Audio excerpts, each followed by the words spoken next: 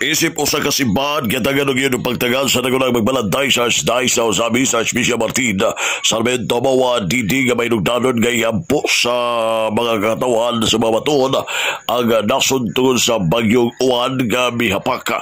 Ilabi na mga nabiktima galing ulo sila aron makalahutay sa mga pagsulay gano'n ay mga tao nga andam nga mutabang kanila aron nga mas magana ng ilang kalisod. Kinagatagang pagtagal sa nagunang magbalantay sa lokal nga simbahan sa Archdiocese sa Usabi sa Santos Gamisa gipaygay sa Archdiocese Marian Shrine sa Birin sa Kuta din isip usa ka simbahan nga nag-ampo alang sa mga napiktahan sa bagyong Uwan. Gani mimo man ang simbahan og second collection alang sa mga lugar nga napiktahan sa kalamidad nga mao ang paghatag kanila og tabang og kining mao nga tabang matigo may hatag kini sa Catholic Bishops Conference of the Philippines CBCP kay alang sa nagunang magbalantay nga mas ana gayon ang pagtilibangay isip usa ka simbahan tungod kay daghan man nga napiktahan sa kalamidad bagyo lunop og linog labi na ang mga naa sa Luzon og ang lugar sa Visayas nga naa mga paghantos apan may nugtanon nga magtilibangay.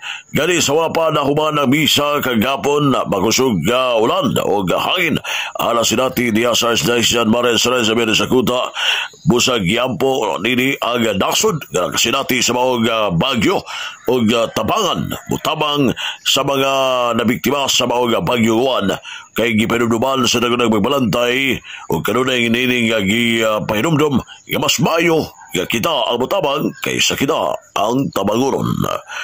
Ano ang payag sa nagunang magbalantay sa Archdiocese sa Usamis Most Reverend Martin Sarmiento Mawad Didi. Whereas in my opinion, I told you we have to pray for those affected by the typhoon this time. And I hope that there will be second kolekta. The second kolekta will be for the victims of baha, linog, kining kanang baha, linog o lumot. Kaya lisod yung kasanan nga ang we will send this to the social action in CBCP. We will send this to Manila. Sila na mo apod-apod kay bagyo dito sa kining Cebu, taas kistanan, karon po to na daghan kayo ang Katanduanes, ang Daet, unsa pa to daghan na kaayo.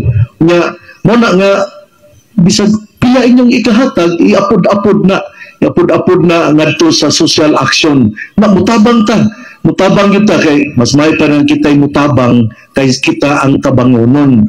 Ang tibig kamay payag sa Arzobispo sa lokal nga simbahan sa Archdiocese sa Usabi sa kanaghatag og pagtagal sa pag-ampo ilabi na sa mga nabiktima sa bagyong Uwan o pagtabang sa lokal nga simbahan sa Usabi o paghimo sa second collection aron kini mahatod pinaagi sa Catholic Bishops Conference of the Philippines nga may mapakapuapod sa motabang ngadto sa mga nabiktahan sa kalamidad. Umapa sa Arzobispo, mas maayo nga kita motabang kaysa kita ang tabangonon.